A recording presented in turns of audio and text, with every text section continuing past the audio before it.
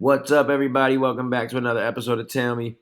No recap today. Just gonna get right into the slate. We did go 5 for 8, though. I'm not gonna break down every game.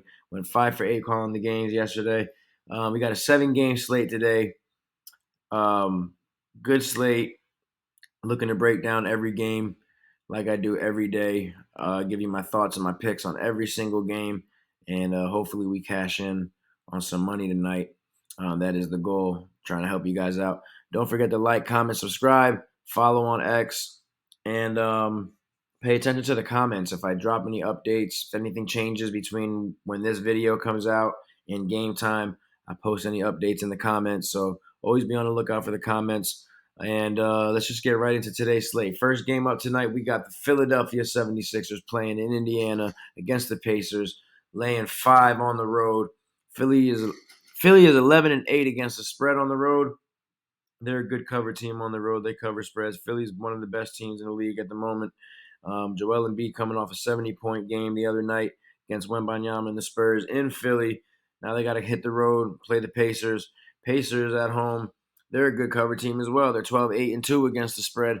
They're getting 5 points tomorrow at home. No Halliburton tomorrow. He's been out. He's going to be out for a couple more games. Everyone else seems to be playing for the Pacers. For Philly, no Marcus Morris. Mo Bamba is out. Tobias Harris is game time decision. Robert Covington is out.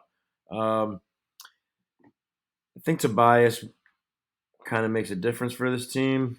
I think Philly might win this game, but let's just see. Over the last two, they already met twice.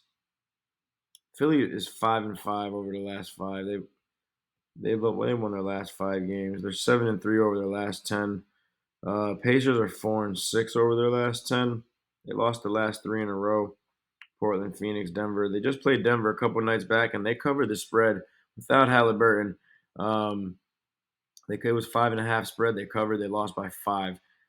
Pacers can ball. We know that the Pacers can ball. They ball with anybody. We've seen that they can ball with anybody. They can hoop with anybody in the league. They've beaten some of the best teams in the league. I've been telling you guys all year, Pacers are good. And now they just got Pascal. Halliburton's still coming back from that injury. He's out for a couple of more games. But the Pacers have held it down in his absence. So I do think Pacers keep this game close. This is like another game that I see like the Denver game the other day. I think Denver, like how Denver won the game by 5. I think Philly wins this game tonight, but they're not going to blow them out. It's going to be a small margin. Everyone's going to think that, Embiid had the 70-point game. He's not coming in here doing that against the Pacers tonight. He's not doing that again out on the back. Not happening 2 games in a row. Both of these teams rested. I think Philadelphia money line is probably going to be my play, but I don't mind Pacers +5 or maybe even buying a few more points like 7.5 or maybe even 8.5 at most. But I think Philly money line or buying up the points on the Pacers is a smart play on this one. Next game up, we got the Utah Jazz playing in Washington against the Wizards. I'm going to keep this one real quick and easy. Jazz on the road, we usually don't bet them, right? But the Jazz have been balling lately. Jazz, they've been beating some pretty good teams. Now that they got their full lineup back, Jazz haven't looked so bad lately. But the Wizards, we can't bet on the Wizards. They're no good. One of the worst teams in the league. Can't trust them. Haven't bet on them all season. Not going to bet on them tonight. So give me the Jazz. Jazz money line. If you're running with a parlay. If you're thinking about taking the single bet, then take the Jazz minus the 8 or maybe tease it down a few points. Maybe Jazz -5. Maybe -6, something like that. But either way, it's the Jazz tonight. Not even going to talk too much more about that one. Next game up, it's the Minnesota Timberwolves playing in Brooklyn against the Nets. Minnesota is on the back end of a back-to-back. They played last night against Washington, and they were fighting that whole game, struggling to stay ahead in that game the entire game. Washington was up. It was like back and forth. Then eventually the Timberwolves pulled away in the fourth, as they seem to have been doing lately. But now they got to play on the road again. They're playing against the Nets. Nets lost that last game. They're upset, man. They're upset they lost that last game to the Knicks. There was like a rivalry game between them and there was a lot of chants for the Knicks in there, and Mikal Bridges went on the interview after the game and was like, it's not fun when you're at home and it sounds like you're away. So I think they're upset about that, and this line is pretty small. And as you guys can see, Timberwolves don't really cover so much on the road. They're under 50% team on the road covering. They're 10-12 against the spread on the road. Brooklyn at home. It's the only place we like to bet on. Brooklyn is at home. They're 12-7-2 against the spread at home. And I think this is a spot tonight where I'm probably going to roll with the Brooklyn Nets plus the points. Maybe buy a few more points, like plus 7.5, plus 8. And I think maybe the Timberwolves do win the game. Maybe I roll with the Timberwolves money line. Or maybe I'll buy up the points on the Brooklyn Nets. Just because, Minnesota, they've shown us over and over again that on the road they're wishy-washy. They don't play their best basketball on the road. As you saw last night, they were in a nail biter against the Washington Wizards. They ended up coming through at the end, but it wasn't a pretty win. And I do think that Brooklyn actually matches up pretty well with them. Um, they both average 113 points a game. They're both 23rd and 24th as far as pushing the pace goes. Both of these teams don't play at a really fast pace. They do. Both these teams are a little more defensive, but I do think, yeah, Brooklyn with the points don't sound bad. They're rested. You guys know I don't like taking teams on the back end of a back-to-back on the road with travel. I usually don't like taking teams in those spots. Everybody's probably gonna be all over the Timberwolves tonight, and I get it. I see why. Timberwolves might. There's a chance that they could roll the Nets out, but the line is like this for a reason. That +4 is telling me something that this game is going to be a lot closer than we think. So give me the Nets plus the 4. Maybe, like I said, buy a few points, plus 3.5, plus buying 3.5 more points, like plus 7.5, something like that. And I think they cover that. I think this game stays relatively close the entire game. Minnesota money line or Nets with the points. Next game up, we got the Boston Celtics playing against the Heat. The Ice Cubes, I'm sorry. Miami Heat on the back end of the back-to-back. They played last night at home. Lost to Memphis. Sad, I know. Sad. Really sad. I'm a Heat fan. I'm not going to lie to you guys. Most of you guys know. I'm a Heat fan. I didn't like the way they played yesterday. Not that they played, they just couldn't get anything going and played really slow in the first half. Let Memphis come into Miami and beat them with nobody. Who's playing for Memphis right now? Scottie Pippen Jr. was out there hooping on us. We've lost 4 in a row now. Well,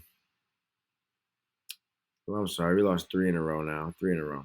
Toronto, Atlanta, Orlando. Oh no, 4. Yep, we lost the last 4.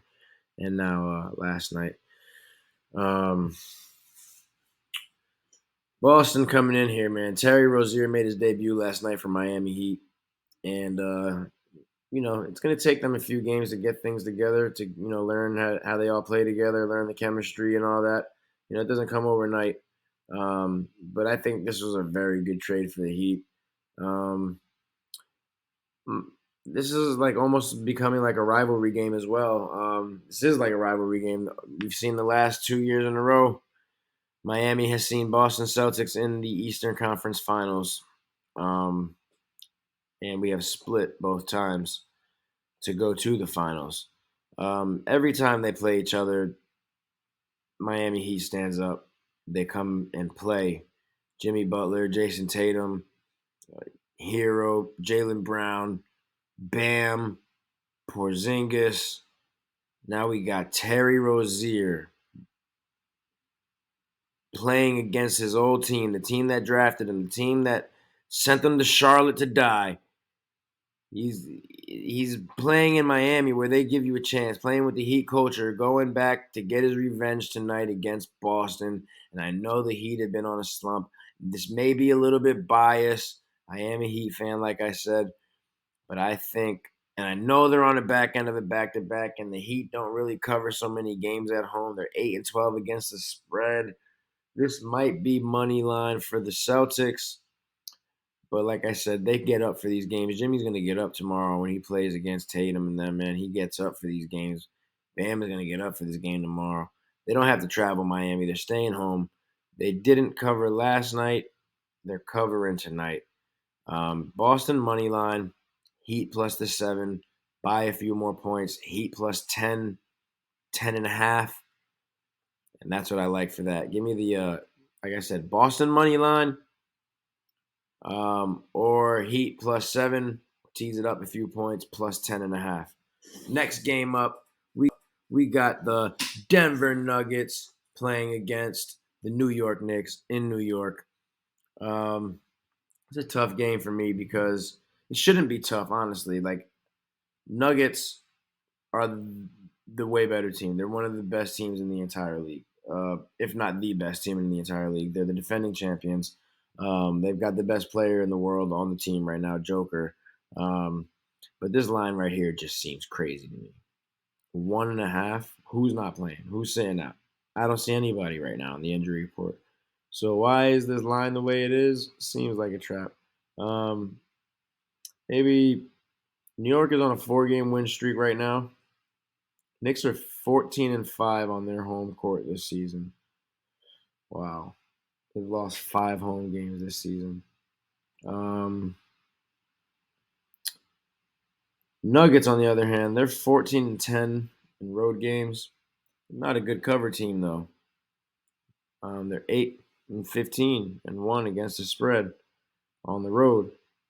So they're not a great cover team. Spread is 1.5. New York's going to try and keep their 4-game winning streak alive. This is a tough one.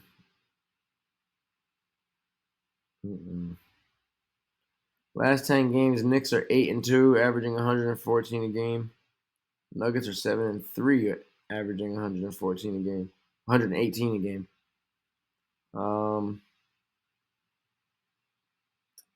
Yeah, give me the. I gotta roll with the Nuggets, man. I mean, I don't know how I bet against the Joker. I think this is a spot they come in here. Nuggets haven't looked so great, to be honest, but New York is where the stars go to show out. So I don't think that they're gonna have anything for Joker tomorrow. As far as injuries go, um, Isaiah Hartenstein is out. Mitchell Robinson is out for the season, as we know. Everyone seems to be playing for the Nuggets, so I don't know why this line is the way it is. But I'm going with the Nuggets. I'm not going against Joker, especially with nobody down there to try and contain him. Give me the Nuggets tonight. Next game up, we got the Kings playing against the Warriors in Golden State. Golden State on the back end of a back-to-back. They didn't have to travel. They played last night against the Hawks, and they did win comfortably. Kings just won their last game against Atlanta also. Kings have been not really looking so good. I mean, they looked good last week, but that was Atlanta, last game, but that was Atlanta. So how much credit can we give that to, I mean, they're not. This is kind of like a rivalry game also. We know last year in the playoffs what happened when these two teams played. It was a very, very good series. Ultimately, the Warriors ended up beating the Kings, getting them out of there. But that series was great, man. If you watched that series, it was really good to watch. Golden